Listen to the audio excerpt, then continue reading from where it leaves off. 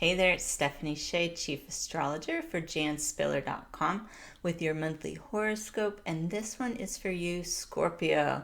We are going into some of 2020's most intense astrology in this month of June, and luckily Scorpios tend to function well under intensity. Your sign is known for that. And you're scheduled for some psychological shifts this month that can result in some greater clarity around your personal values. Your sense of self-worth is going to be highlighted, and you might find yourself moving away from relationships or situations that make you feel taken for granted. It's a great month to align with your inner truth and keep your best interest in mind.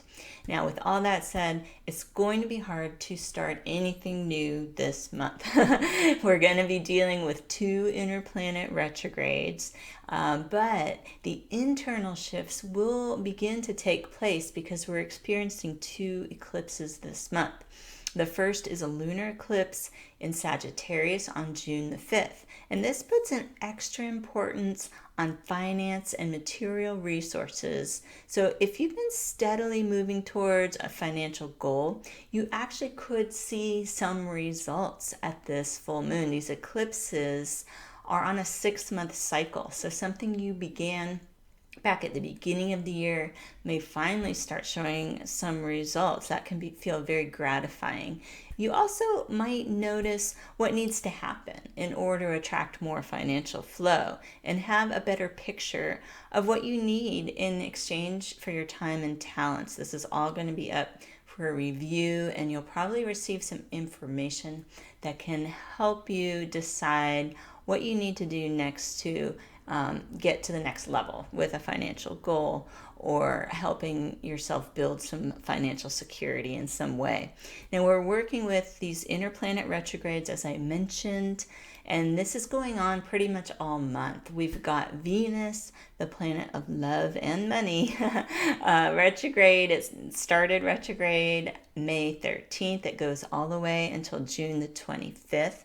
And this is going to get you to reevaluate your intimate relationships and shared resources. It could be either or both. And a former romantic partner could contact you for sure. It could just be a friendly check-in.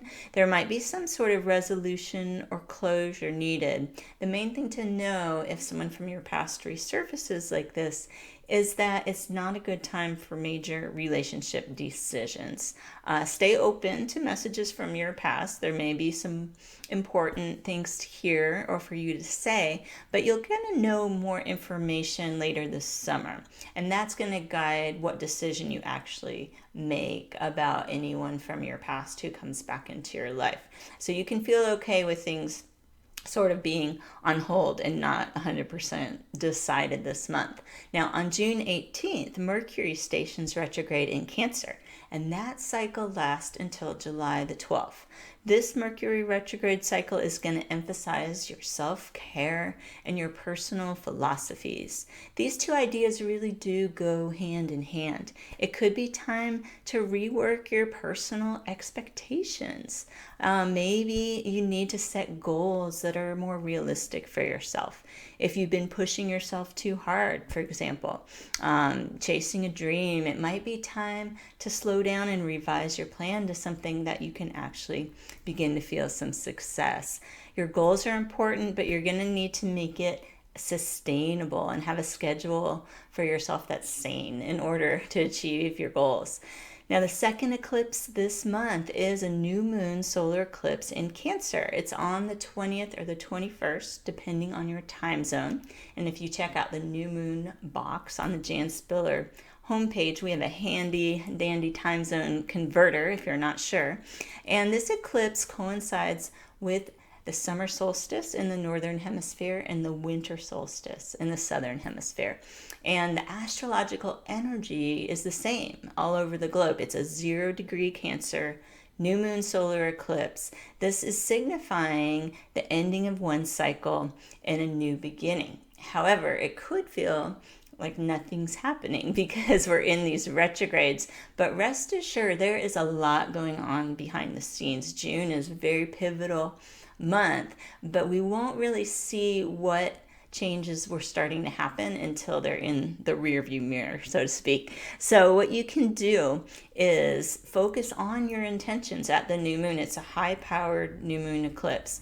You can set intentions that have to do with mindfulness, meditation, prayer, seeing the big picture, self-care, and keeping an open mind. It's a lot about your attitudes and ideas versus setting goals that have to do with something that you can write down in a ledger. You will be able to advance your goals, and if you reiterate these intentions next month at the new moon, they'll get even more power. And of course, you can add in some other intentions next month when we're out of the retrogrades that will probably feel like more concrete. So it's all important, the spiritual and the concrete. We like to put those together in astrology.